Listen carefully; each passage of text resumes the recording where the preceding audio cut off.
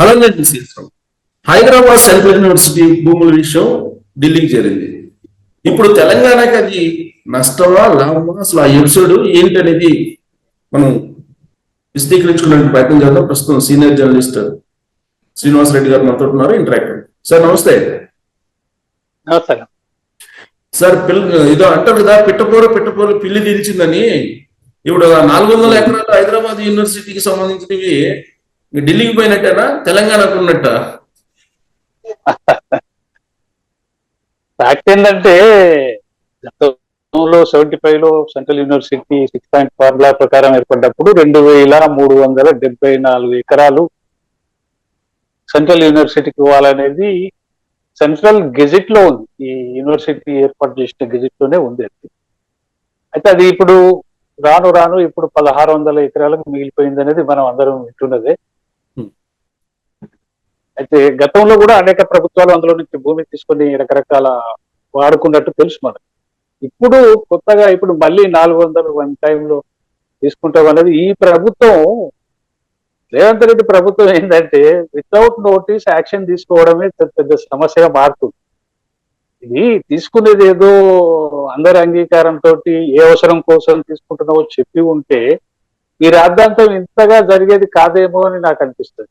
మీరు అన్నట్టు ఇప్పుడు ఢిల్లీ కోర్టులో పోరాడి సాధించుకున్న భూమి కదా అది. దాని మీద డైరెక్ట్ గా గవర్నమెంట్ కి హక్కు ఉంటుంది కదా.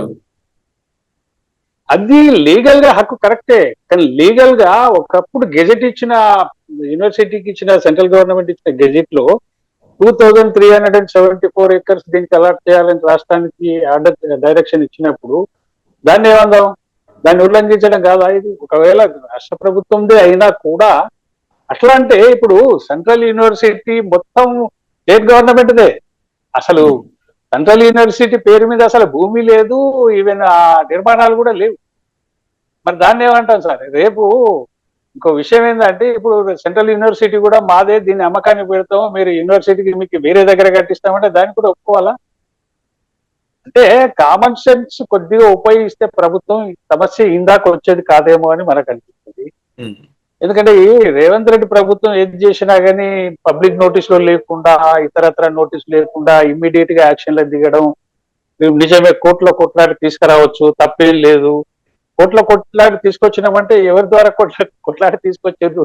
ఎవరి భూమి? ప్రజల భూమే కదా సార్. అది ప్రభుత్వందా సెంట్రల్ యూనివర్సిటీదా అనే సమస్య కాకుండా రెండో పాయింట్ ఏం రేస్ అయ్యారు ఇప్పుడు ఈ మధ్యన, ఎన్విరాన్మెంటల్ పరిస్థితులు ఎన్ని అక్కడ పాడైపోతాయి అనేది ఒక విద్యార్థులు కానీ, మేధావులు కానీ, పౌర సమాజం కానీ మాట్లాడుతున్న పరిస్థితిని మనం. కాబట్టి ఇప్పుడు యూనివర్సిటీదా కాదా అనే కంటే ఎన్విరాన్మెంట్ దెబ్బతినకూడదు అనే కాన్సెప్ట్ లో కూడా ప్రజలు దాన్ని వ్యతిరేకిస్తున్నారు. నగర ప్రజలు కూడా అవి నిజంగానే ఊపిరితిత్తుల్లాగా పనిచేస్తున్నాయి నగరానికి కూడా కొంతమేర. కానీ శ్రీనివాస్ రెడ్డి గారు మీరు చెప్పినట్టు ఇప్పుడు ఒక రకంగా చూస్తే నేను 94 లో వచ్చి హైదరాబాద్ మొత్తం హైదరాబాద్ సెంట్రల్ 400 ఎకరాలు ఎలా ఉందో అలానే ఉంది హైదరాబాద్ మొత్తం. మరి 94 లో నేను వచ్చినప్పుడు ఇప్పుడు హైదరాబాద్ సెంట్రల్ యూనివర్సిటీ 400 ఎకరాల్లో ఎలాంటి పరిస్థితి ఉందో అలాంటి మొత్తం హైదరాబాద్ అలానే ఉండేది మరి ఎన్విరాన్మెంట్. అవును, ఉంటది, తప్పేమన్నా సార్. దాన్ని నువ్వు ఎన్విరాన్మెంటల్ గా నువ్వు డెవలప్ చేస్తే ఇబ్బంది ఉండదు కదా. ఈరోజు ఒక పత్రికలో ఆంధ్రజ్యోతిలో బహుశా ఈరోజు స్టోరీ వచ్చింది ఒకటి గమ్మత్తుగా. ఇప్పుడు రేవంత్ ప్రభుత్వం 3 మంత్రులతో ఒక కమిటీ చేసింది, మీరు చూసే ఉంటారు. ఈ డిస్ప్యూట్ మీద కమిటీ చేసినట్టు తెలుస్తుంది. రెండో స్టోరీ ఆ పత్రిక రాసిన ఓన్ ఒపీనియన్ ఏంటంటే 1600 ఎకరాలతో పాటు ఇప్పుడున్న యూనివర్సిటీకి ఉన్న 1600 ఎకరాలతో పాటు ఆ 2000 ఎకరాల్లో ఇకో పార్క్ ఏర్పాటు చేద్దామనే ఆలోచన కూడా ప్రభుత్వం చేస్తున్నట్టుంది అని అంటే గుండు మీద కారం చల్లడమే కదా అది. ఈరోజు ఆ కథనం చదివితే మనకేమనిపిస్తుంది అంటే ప్రభుత్వమే ఓడిపోలేదు, మీరే ఓడిపోతున్నారు అని పరోక్షంగా పుండు మీద కారం చల్లిన రకంగా ఆ స్టోరీ ఉంది. అంటే ఇప్పుడు ఇంకోటి కూడా వచ్చింది సార్ నిన్న సోషల్ మీడియాలో, గ్రీన్ ఎనర్జీ పేరుతో ఆదానికి ఇచ్చిన ఆశ్చర్యపోవసరం లేదు, ఆల్రెడీ ఢిల్లీకి వెళ్ళిపోయింది కదా ఆ భూమి అని. ఎవరికి ఇచ్చినా ఒకసారి ఒక తేడా ఉంటది రావు గారు. ఏంటంటే పబ్లిక్ నుంచి మూవ్మెంట్ కంటే స్టూడెంట్స్ నుంచి వచ్చే మూవ్మెంటే సమాజాన్ని ఎక్కువ ప్రభావితం చేస్తుంది. ఎట్లా అంటే చాలా భూములు గత కేసీఆర్ ప్రభుత్వం అమ్మింది, ఇప్పటి ప్రభుత్వం కూడా అమ్మడానికి రెడీగా ఉంది, అదంతా మనకు తెలుసు. కానీ అమ్మిన ప్రతిసారి ఈ సమస్య ఎందుకు రాలేదు, ఇప్పుడే ఎందుకు వచ్చినారంటే that is the central Hyderabad university. అక్కడ స్టూడెంట్స్ ఉన్నారు, ప్రొఫెసర్స్ ఉన్నారు, అదొక ఎడ్యుకేషన్ హబ్, అది నేషన్ వైడ్ గా ఒక టాప్ మోస్ట్ సెంట్రల్ యూనివర్సిటీ అది. అక్కడ ప్రతి వారు స్పందించేదానికి సమాజం కూడా రెస్పాండ్ అయింది. మామూలుగా వేరే దాని విషయంలో రైతులు పోయి మా భూములు లాక్కోవద్దు అని అంటే పెద్దగా ఎవరు స్పందించలేరు, కానీ ఈరోజు స్టూడెంట్స్ స్పందించడం వల్ల టోటల్ సమాజం కూడా స్పందించాల్సిన అవసరం ఉంది. అంటే ఆ స్పిరిట్ అనేది స్టూడెంట్ మూవ్మెంట్ నుంచే ఉంటుంది. ఆ విషయాన్ని రేవంత్ రెడ్డి గమనించకుండా కాలు పెట్టేసిండు, సమస్యను తయారు చేసుకుండని మనకు ఇక్కడ ఈ ఇష్యూలో సుప్రీంకోర్టు యుద్ధ ప్రాతిపదికన గంటల వ్యవధిలో రెస్పాండ్ అయింది. ఏంటి సెంట్రల్ గవర్నమెంట్ ఇన్వాల్వ్మెంట్ ఉందంటారా? 100%. ఇప్పుడు ఎట్లా అంటే సెంట్రల్ గవర్నమెంట్ ఒక అంటే సుప్రీంకోర్టుకు ఒక పిటిషన్ పోయినప్పుడు ఎన్విరాన్మెంట్ సంబంధించిన ఏ ఇష్యూ ఉన్నా కానీ ఏ కోర్టు అయినా కానీ చాలా స్పీడ్ గా స్పందించినటువంటి సందర్భాలు చాలా ఉన్నాయి. ఇది ఫస్ట్ టైం అని నేను అనుకోను. ఎన్విరాన్మెంట్ కి సంబంధించి మాత్రం ఖచ్చితంగా ఏ కోర్టు అయినా కానీ ఇమీడియట్ గా స్పందించే పరిస్థితులు మనం చాలా చూసినాం, ఇది కూడా చూస్తున్నాం. రెండో విషయం ఏంటంటే కోర్టు ఏం చెప్పింది సార్, సెంట్రల్ గవర్నమెంట్ చీఫ్ సెక్రటరీని చెప్పింది, మీరు దీని మీద మాకు డీటెయిల్స్ ఇవ్వండి, అఫిడవిట్ ఇవ్వండి, అసలు దానికి ఎన్విరాన్మెంటల్ పర్మిషన్ ఉందా ప్రభుత్వం చేస్తున్న పనికి, ఫారెస్ట్ అడ్మినిస్ట్రేషన్ ఉందా, ఫారెస్ట్ లో ఉందా లేదా, ఇవన్నీ డీటెయిల్స్ ఇవ్వమని కోర్టు ఇమీడియట్ గా అడిగింది కదా సార్. అప్పటి వరకు పనులు ఆపేయమని చెప్పి. నిజమే కదా. ఇప్పుడు ఒకసారి చెట్లను నువ్వు నరుక్కుంటూ పోతే తర్వాత లేట్ గా తీర్పు వస్తే చెట్లు తిరిగి నిలబడాయి కదా. సమస్య ఎన్విరాన్మెంట్ ఉండే సమస్య అది కాబట్టి కోర్టులు కూడా చాలా స్పీడ్ గా స్పందిస్తాయి, అందులో ఏం అనుమానం లేదు. అయితే ఇక్కడ చీఫ్ సెక్రటరీ ఏ విధంగా అఫిడవిట్ పంపిస్తుందో వాళ్ళకి 15th వరకు ఏదో టైం ఇచ్చినట్టున్నారు, ఆ లోపల స్టేట్ గవర్నమెంట్ చెప్పాలి. రెండో పాయింట్ ఏంటి ఇక్కడ రావు గారు, 8 మంది బీజేపీ ఎంపీలు కూడా ఎన్విరాన్మెంట్ మినిస్టర్ని కలిసి వీళ్ళు కూడా చెప్పినట్టుగా మనకు తెలుసు. దాని ద్వారా సెంట్రల్ ఎన్విరాన్మెంటల్ మినిస్ట్రీ కూడా స్టేట్ గవర్నమెంట్ కు లెటర్ రాసింది, ఆర్డర్ ఇస్తుంది. ఏమని, దానికి ఎన్విరాన్మెంటల్ అనుమతులు ఉన్నాయా, ఫారెస్ట్ ల్యాండ్ అయినా అయితే ఫారెస్ట్ అనుమతులు ఉన్నాయా అనేది దాని మీద అఫిడవిట్ కేంద్ర ప్రభుత్వానికి కూడా రాష్ట్ర ప్రభుత్వం ఇవ్వాల్సిన పరిస్థితి. ఇక్కడ కేంద్రానికి ఇవ్వాలి, అక్కడ సుప్రీంకోర్టుకు కూడా ఇవ్వాలి. స్పీడ్ గా ప్రభుత్వం అయినా కేంద్రం అయినా సుప్రీంకోర్టు అయినా స్పందించడానికి that is the issue of environment. అది మేజర్ పాయింట్. అది దాని తర్వాత మిగతా విషయాలన్నీ వస్తాయి. సో ఇప్పుడు ఏదైనా సరే సార్, ఇప్పుడు ఇక్కడ ఇదేమవుతుందంటే ఈ ఎపిసోడ్ చూసిన తర్వాత రేవంత్ రెడ్డి గారు ఏది చేయకపోయినా కానీ చేయనివ్వట్లేదు అనేటువంటి అభిప్రాయం వస్తుంది కదా. అవును, వాస్తవమే సార్. ఇప్పుడు ఎందుకంటే చాలా కొన్ని రేవంత్ ప్రభుత్వంలో కొన్ని డిస్ప్యూట్స్ కనపడుతున్నాయి. కేంద్ర కాంగ్రెస్ ఆలోచన చేస్తున్న విధానానికి రేవంత్ రెడ్డి చేస్తున్న దానికి కొన్ని విషయాల్లో పొంతన కలవడం లేదు. ఆ పొంతన కలవనప్పుడు కూడా అనేక అనుమానాలు వస్తున్నాయి, ఎందుకు జరుగుతుంది ఇట్లా. ఉదాహరణకు గతంలో మీకు కూడా తెలిసి ఉంటది, రోహిత్ వేముల ఆత్మహత్య చేసుకున్న సందర్భంలో ఇదే రాహుల్ గాంధీ గారు సెంట్రల్ యూనివర్సిటీకి 2 times వచ్చిపోయాడు, అద్భుతమైన ఉపన్యాసాలు ఇచ్చిపోయాడు. ఒక రకంగా స్టూడెంట్స్ లైఫ్ ఎట్లా ఉండాలి, ఏంది, ఎన్విరాన్మెంట్ ఎట్లా ఉండాలి, ఇక్కడ జరుగుతున్నది ఏంది అనే దాని మీద బ్రహ్మాండంగా మాట్లాడిపోయినటువంటి చరిత్ర రాహుల్ గాంధీకి ఉంది. ఇవాళ ఇంత స్వయంగా రాహుల్ గాంధీ కాంగ్రెస్ ప్రభుత్వమే ఇక్కడ ఉండి అదే యూనివర్సిటీలో without permission of university management నువ్వు డైరెక్ట్ గా దాన్ని ఎంకరేజ్ చేసి చేస్తున్నావు అని అన్నప్పుడు దాని మీద రాహుల్ గాంధీ స్పందన ఇంతవరకు ఒక అక్షరం ముక్కలేదు. వై తెలియదు. మరి ఆ రోజు మాట్లాడిపోయిన దానికి ఈ రోజు రాహుల్ గాంధీ నుంచి రెస్పాన్స్ లేకపోవడాన్ని ప్రజలు గమనిస్తారు కదా. అది చాలా వరకు కాంగ్రెస్ పార్టీ ఇమేజ్ కు డ్యామేజ్ చేసే పరిస్థితి వచ్చింది. డ్యామేజ్ అయింది కూడా నాకు తెలిసి. ఇంతవరకు రాహుల్ గాంధీ నుంచి ఎటువంటి రెస్పాన్స్ లేదు. కాంగ్రెస్ పార్టీ మధ్య ఉన్నటువంటి సమన్వయ లోపం కారణంగానేనా? అదే అంటున్నా, అసలు ఈ ముఖ్యమంత్రికి రాహుల్ గాంధీ ఐడియా ఏంది, ఇతను చేస్తున్న పని ఏంది అనే కంపేర్ కూడా ముఖ్యమంత్రి చేసుకుంటుండా లేదా అది తెలియదు. అక్కడ రాహుల్ గాంధీ కూడా ఏమి అంటున్న రెస్పాన్స్ అయితే లేదు. ఇక్కడ రేవంత్ రెడ్డి రాహుల్ గాంధీ గతంలో హెచ్సియుకు వచ్చిపోయిండు, ఇక్కడి విద్యార్థులను పరామర్శించిపోయిండు, ఇక్కడ వాతావరణం బాగుండాలని చెప్పిపోయిండు. అటువంటి భూమి డిస్ప్యూట్లు వేస్తే సమస్యగా మారుతుంది కదా అనేది అర్థమవుతుంది కదా. కాబట్టి దాన్ని మరి ఎట్లా రేవంత్ రెడ్డి కూడా అర్థం చేసుకోవాలి కదా sir. Not only Rahul Gandhi, Revanth Reddy కూడా ఆ సెన్స్ లో పనిచేసినట్టు మనకు కనపడదు. రెండోది, రాహుల్ గాంధీని నువ్వు కన్సర్న్ అయినా కాకుండా ఇక్కడున్న సెంట్రల్ యూనివర్సిటీ మేనేజ్మెంట్ కానీ స్టూడెంట్స్ కానీ వాళ్ళను నువ్వు అండర్స్టాండింగ్ తీసుకున్న పరిస్థితి ఎక్కడున్నది? లేదు కదా. లేకుండా డైరెక్ట్ గా ఇన్వాల్వ్ అయినప్పుడు కోర్టు కూడా పదే పదే అడుగుతుంది కదా. ఎవరి అనుమతి లేకుండా సడన్ గా 200 బుల్డోజర్లు పోయి అక్కడ మొత్తం చెట్లనో గిట్లనో ఉన్న పొదలను దేన్నైనా తీసేస్తున్న పరిస్థితి కనపడుతుంది కదా. అట్లా అంటే సెంట్రల్ యూనివర్సిటీ బిల్డింగ్లు కూడా రాష్ట్ర ప్రభుత్వానియే సార్ ఈరోజు. అట్లా అంటే వాటిని కూడా తీసేస్తావా రేపు? పరిస్థితి అది కదా. ఇప్పుడు శ్రీనివాస్ రెడ్డి గారు, ఇప్పుడు అక్సెప్టెన్సీ వాళ్ళు వచ్చి ఇప్పుడు కాంగ్రెస్ గవర్నమెంట్ వచ్చి సంవత్సరం దాటిపోయిందండి. ఈ సంవత్సర కాలంలో వాళ్ళు మేజర్ గా చేపట్టింది ఏంది? మూసీ ప్రక్షాళన అన్నారు, ఫ్యూచర్ సిటీ అన్నారు, కొడంగల్లో ఫార్మా పెట్టాలనుకున్నారు, ఫార్మా కంపెనీలు.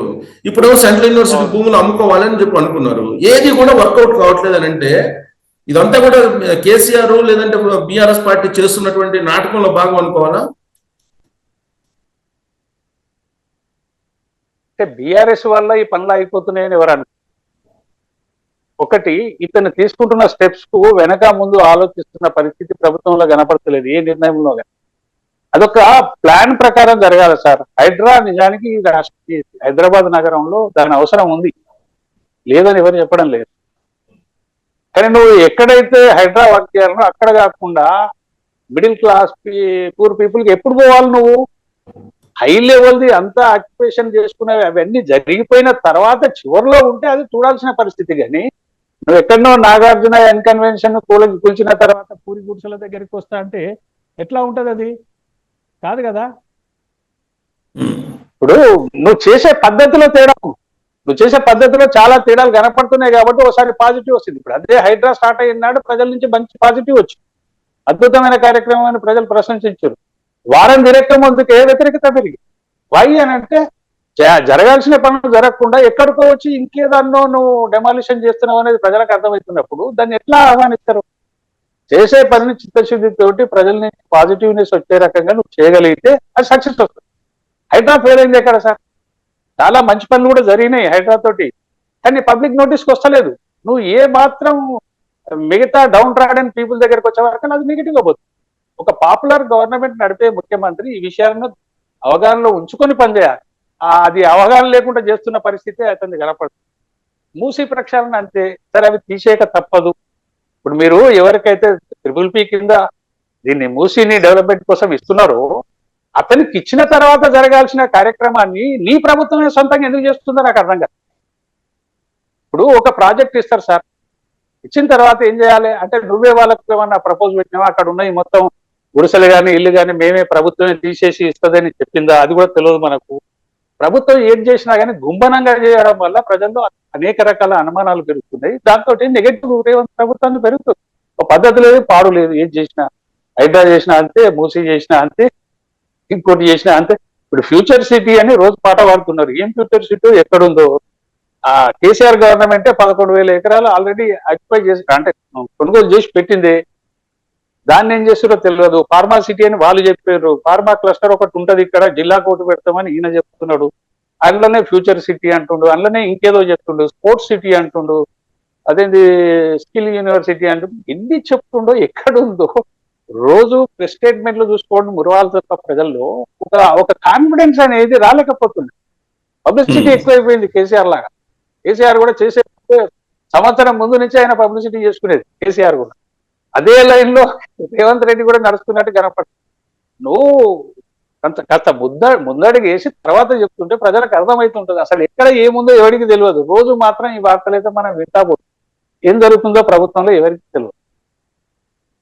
ఈ మధ్యకాలంలో అసలు తెలంగాణకున్న బ్రాండ్ ఇమేజ్ ని రేవంత్ రెడ్డి పాడు చేస్తున్నాడు అనేది కేటీఆర్ పదే పదే చెబుతున్నాడు. అది నిజమేనా? నిజం అనిపిస్తుందా?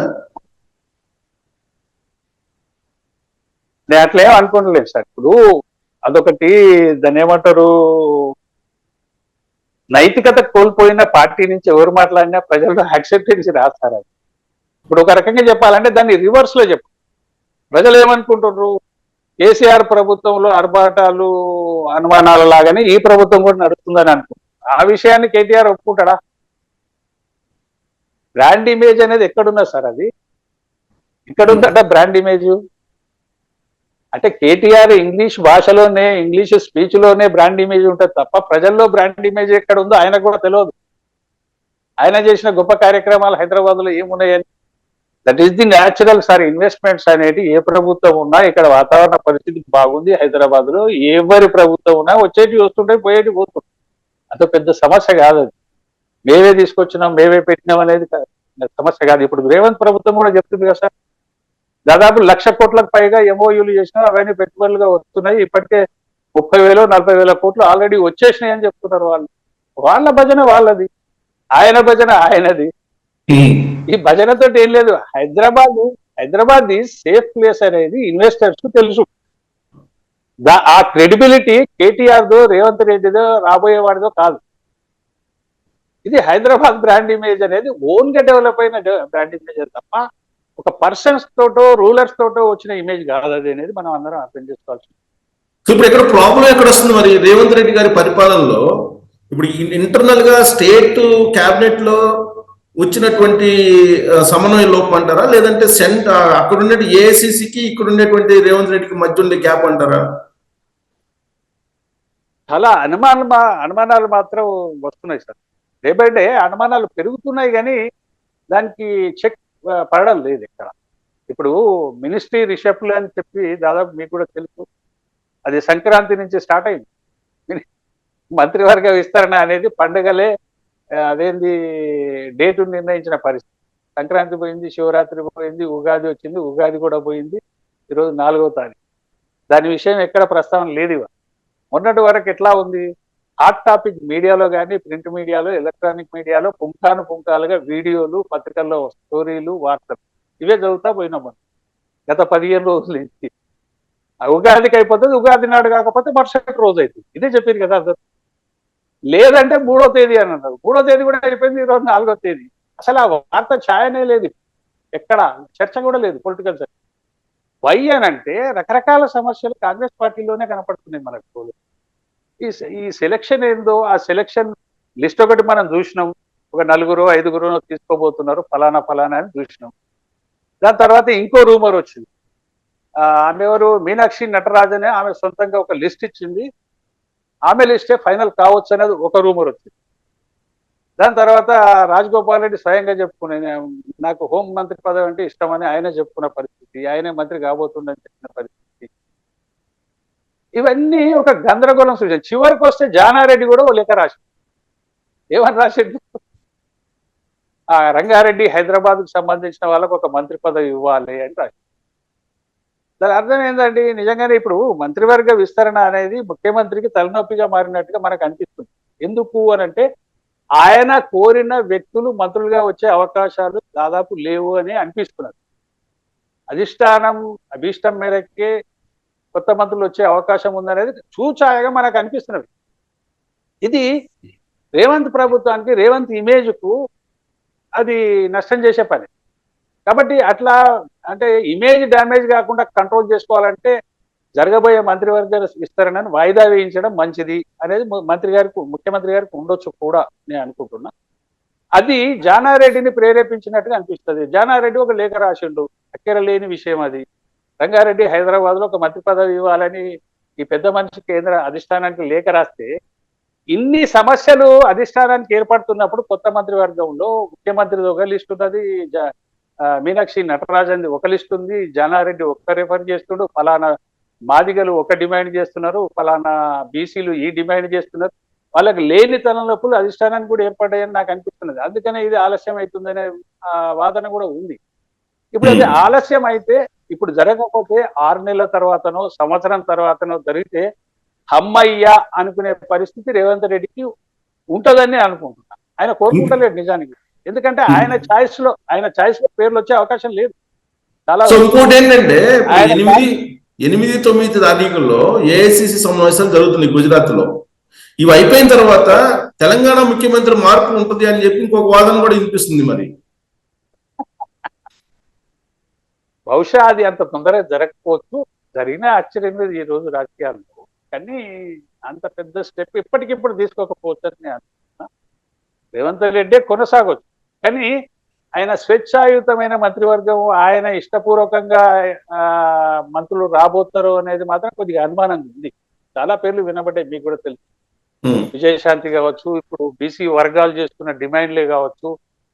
అంటే బీసీలు, ఎస్సీలు, ఎస్టీలలో కాంగ్రెస్ పార్టీ ఇమేజ్ ని పెంచాలనేది అధిష్టానానికి ఉన్నటువంటి అభిప్రాయం.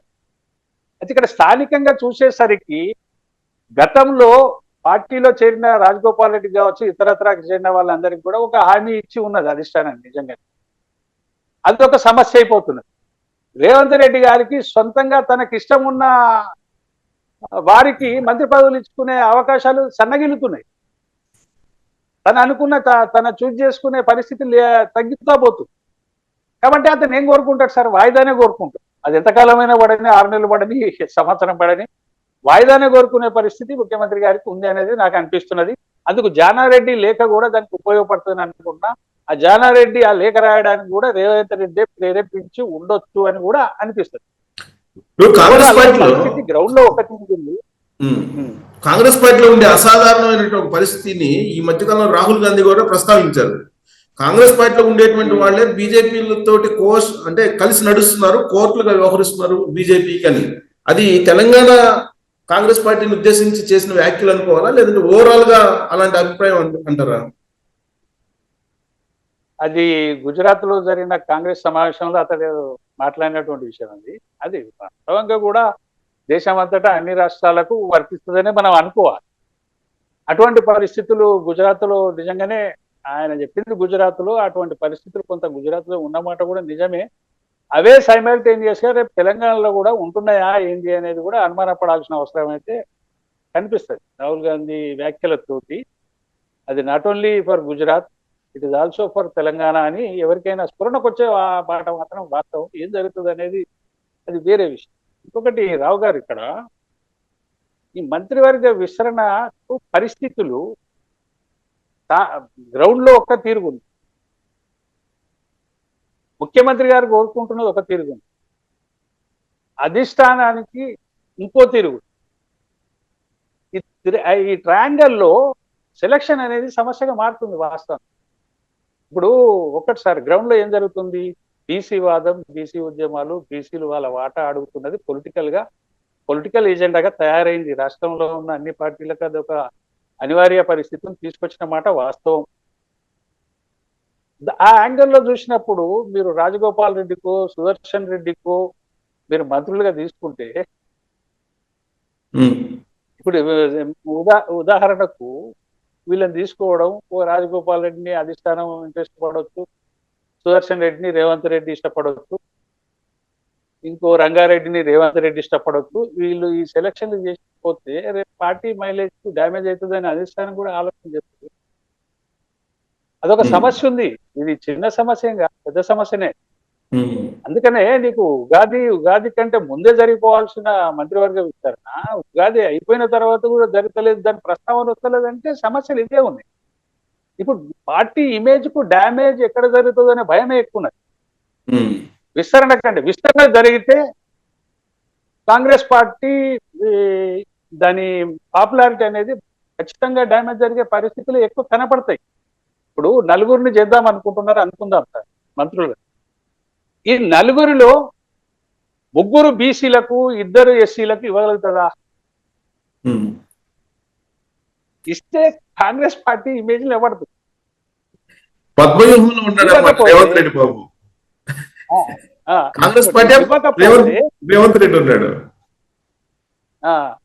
ఇవ్వకపోతే ఒకవేళ వీళ్ళకి ఇవ్వకుండా 2 రెడ్డిలకు, ఒక బీసీకి, ఒక ఎస్సీకి ఇచ్చింది అనుకుందాం.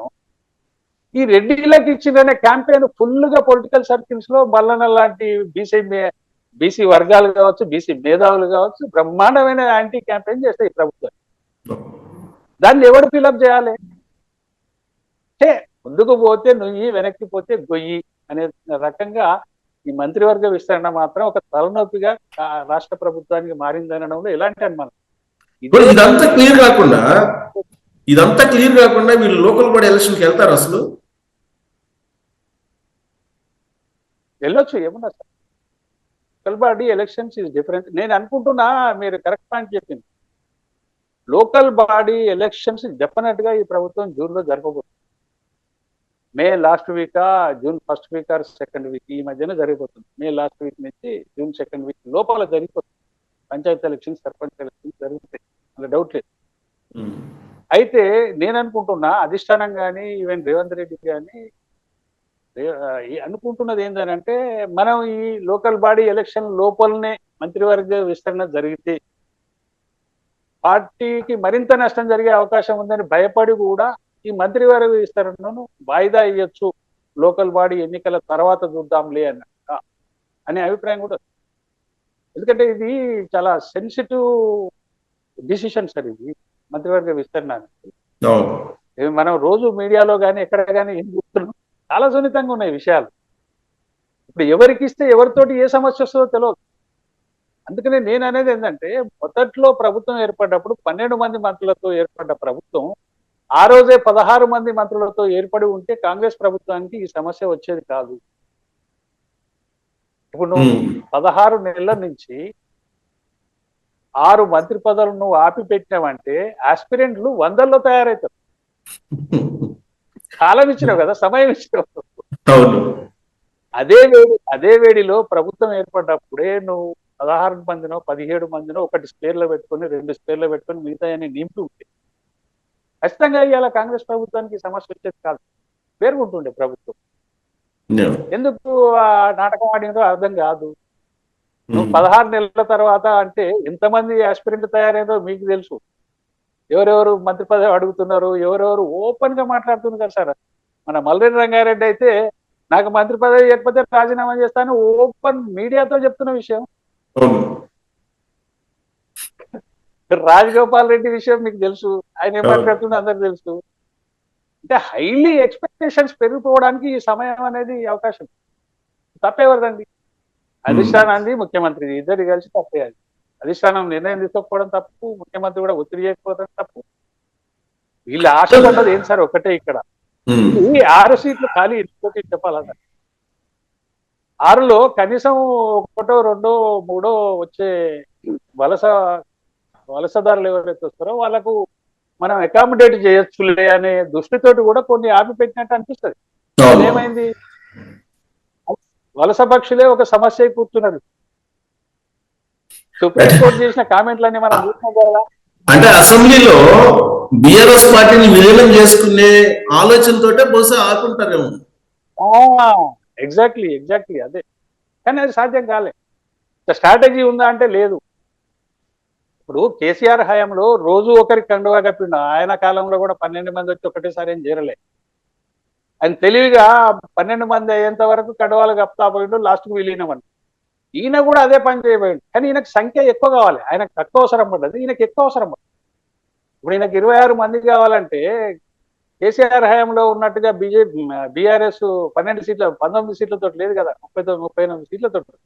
కాబట్టి 26 రావాలన్నప్పుడు 10 మంది వచ్చి ఇంకా 16 మందిని ఎక్కడి నుంచి తెస్తావు. అక్కడ కేసీఆర్ ఏం చేసిండు, ఫిరాయింపులకు అవకాశం లేకుండా ప్రతి ఒక్కరికి ఏదో ఆశ చూపి కూర్చునే పెట్టిండట.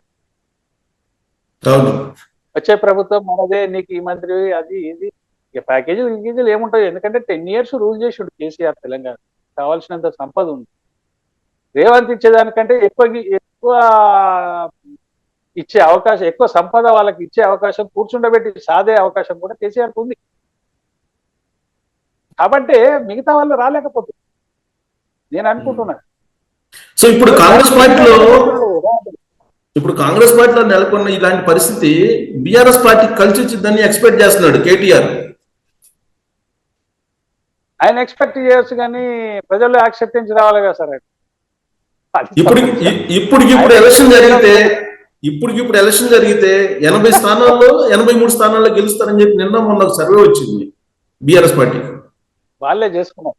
అదే టిఆర్ఎస్ పార్టీ చేసిన సర్వే అలాగే ఉంటుంది సార్. అది 88 రాసుకుంటారు, 100 కూడా రాసుకుంటారు. అది వేరు విషయం. కానీ ఒకటి మాస్ మౌత్ టాక్లో నెగటివ్ కాంగ్రెస్ ప్రభుత్వానికి ఎక్కువ పెరుగుతున్నమాట వాస్తవం. కానీ గ్రౌండ్ రియాలిటీని కూడా మనం గమనించాలి.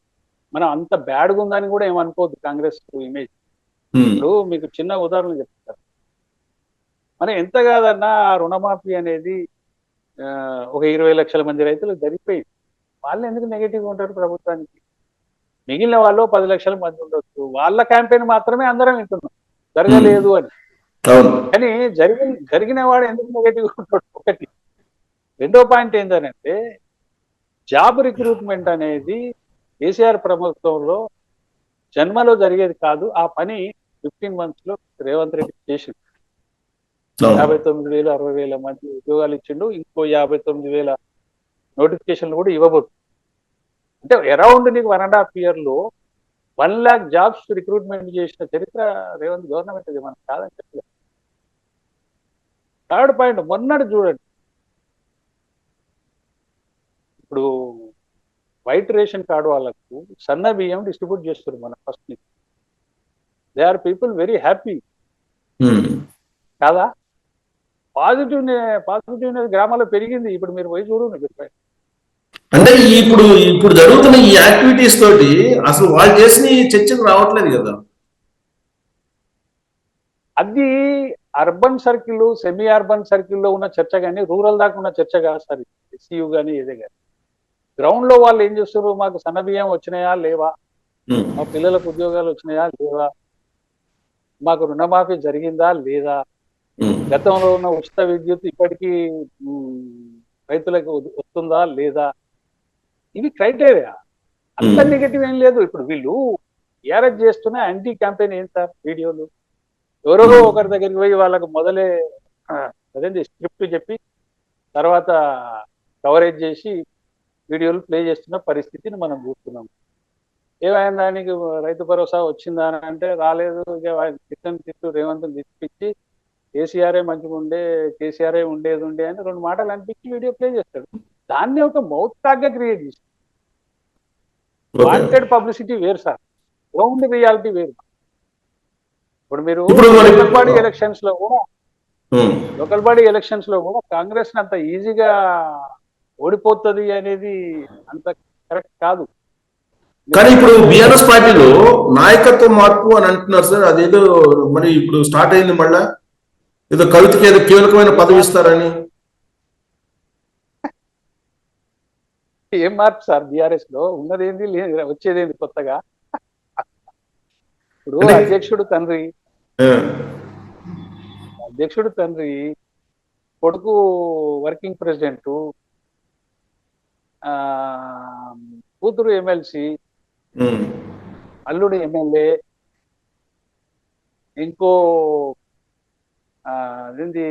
ఇంకో కొడుకు రాజ్యసభ మెంబర్. అయిపోయిందో ఉందో లేదో ఆయన టైం తెలియదు. అంటే అందరూ పోస్టులనే ఉన్నారు. అందులో ఎవరైనా కానీ ప్రజలకు సమస్య కాదు కదా సార్. వాళ్ళు సీరియస్ గా ఆలోచన చేసే విషయమే కాదండి. ఇప్పుడు మారబోతుందంటే ఇప్పుడు నాయకత్వం మారబోతుందంటే ఏదో ఈ ఫ్యామిలీ కాకుండా ఇంకెవరో వస్తున్నారంటే అదే చర్చ. నో డౌట్ అవి వచ్చేది అదే ఫ్యామిలీ నుంచి కాబట్టి ఎవడొస్తే మాకేం చేసేది ఉందనే ఆలోచన ఉంటుంది తప్ప అలా సీరియస్ గా ప్రజలు ఆలోచన చేసే విషయం ఏముంటది? అంటే కాదు కదా. ఇప్పుడు కవిత తిహార్ జైలుకి వెళ్ళి వచ్చారు. ఆవిడనేదో సెక్రటరీ జనరల్ లేదంటే ఉపాధ్యక్షురాలు అటు చేసి ఎలివేట్ చేసి ఆవిడకి బాధ్యతలు అప్పచెప్పాలనేది ఏదో ఆలోచన చేస్తున్నారు అంటున్నారు. చేయొచ్చు, ఏమన్నా సార్. ఇప్పుడు ఆల్రెడీ కేటీఆర్ఏ యజమానిగా మారిన పరిస్థితి మనం చూస్తున్నాం. టెక్నికల్ గా కేసీఆర్ అధ్యక్షుడు తప్ప అన్అఫీషియల్ గా అధ్యక్షుడు ఇప్పుడు ఎవరు రన్ చేస్తున్న పార్టీ అంటే కేటీఆర్ అనేది లోకానికి ప్రజలకు అందరికి తెలిసిపోయింది, చెప్పాల్సిన అవసరం లేదు. కాకపోతే కూతురును కొంచెం ఎలాబరేట్ చేయాలి, మాస్ లీడర్ గా తయారు చేయాలనుకున్నప్పుడు మీరు అన్నట్టుగా సెక్రటరీ జనరల్ లేకపోతే ఇంకా సూపర్ సెక్రటరీ జనరల్ ఏదో ఒక పోస్ట్ ఇస్తారు. ఆమె కూడా వినిపిస్తుంది కదా. ఇప్పుడు మొన్నటి వరకు బీసీ ఎజెండా ఎత్తుకొని తిప్పారు. బీసీ ఉద్యమాలే నీ బాధ్యత అని ఆమె బీసీ ఉద్యమాలకు ఇన్ఛార్జింగ్ చేసి వదిలేసిండు కేసీఆర్. ఆమె బీసీల గురించి మాట్లాడుతూ పోతున్నది. ఆమె కాలంలో పంచాయతీ ఎన్నికల్లో ఉన్న 33% 22% చేసిన పార్టీ నుంచి ఆమె బీసీల గురించి ఇలా మాట్లాడితే జనాలు నవ్వుకోవాలి తప్ప ఏముంది అక్కడ? అంతా హాస్యాస్పద రాజకీయమే తప్ప బీఆర్ఎస్ కి ప్రజలు సీరియస్ గా ఆలోచన చేసే విషయం ఆ పార్టీలో ఏం మిగిలి లేదు. కానీ ఒకటి ఇప్పుడు అంటే కేటీఆర్ సక్సెస్ కాలేకపోతున్నాడు అనే ఉద్దేశంతో కవితని ప్రమోట్ చేయాలనే ఆలోచన చేస్తున్నట్టు వినిపిస్తుంది. నేను అట్లా అనుకోను sir. KTR is better than Kavitha, అందులో ఏం అనుమానం లేదు. ఆ కాంటెస్ట్ లో చూస్తే, వాళ్ళ ఫ్యామిలీ కాంటెస్ట్ లో చూస్తే KTR is more better than Kavitha. ప్రజలు ఏమాత్రమైనా కొంత నమ్మే అవకాశం ఉంది అని అంటే అది చాలా మంది అనుకుంటారు అది, కానీ కవిత కంటే బెటర్ కేటీఆర్ అంటారు, అలా డౌట్ లేదు. మీరు చూడండి, ఒక simple example, Lok Sabha election notification ఏ రోజైతే వచ్చిందో, బహుశా schedule same day she was arrested,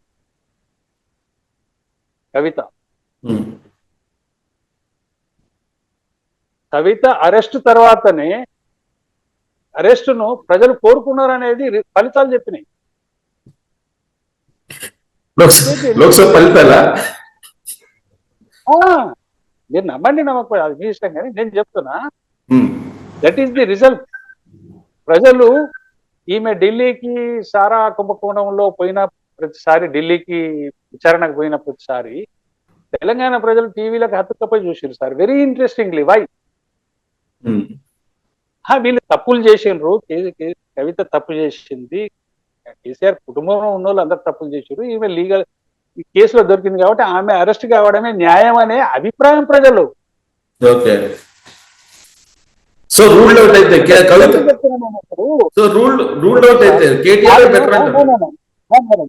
1 minute, అదే అసెంబ్లీ ఎన్నికల్లో కవితను కావాలని బీజేపీ గవర్నమెంట్ అరెస్ట్ కానివ్వడం లేదు, కేసీఆర్ బీజేపీ ఒక్కటే అనే అభిప్రాయంతో అసెంబ్లీ ఎన్నికల్లో బీజేపీని అట్టర్ ఫ్లాప్ గా ప్రజలు ఓడించారు. మీరు బాగా గుర్తుపట్టారు. ఆమె అరెస్ట్ జరిగిన 2 నెలల్లోనే బీజేపీకి అనుకూలంగా చెప్పింది. దాన్ని ఏ రకంగా తీసుకుందాం సార్?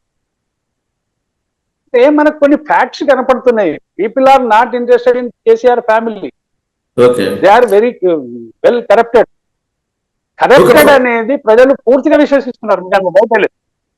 ఫైనల్ గా సార్ బీజేపీ పరిస్థితి, బీజేపీ ఎందుకని ప్రెసిడెంట్ ని నియమించలేకపోతుంది?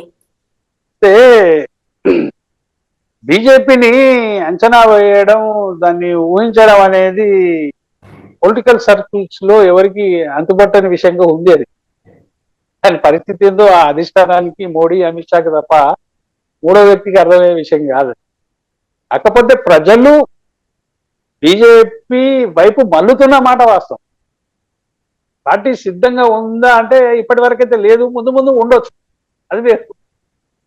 అక్సెప్టెన్సీ బాగా వస్తుంది జనంలో, కానీ పార్టీ సంసిద్ధత కాడ దగ్గరనే ఆగిపోయి ఉంటుంది. అది మరి చాలా రోజులేం దాన్ని పెండింగ్ పెట్టకపోవచ్చు, త్వరలోనే జరగవచ్చు అని నాకు అనిపిస్తున్నది. కాకపోతే ఒకటి ఏంటంటే, వీళ్ళు కూడా జస్ట్ లైక్ కాంగ్రెస్ పార్టీ మంత్రివర్గ విస్తరణలో ఎట్లయితే హైప్ ఇచ్చుకొని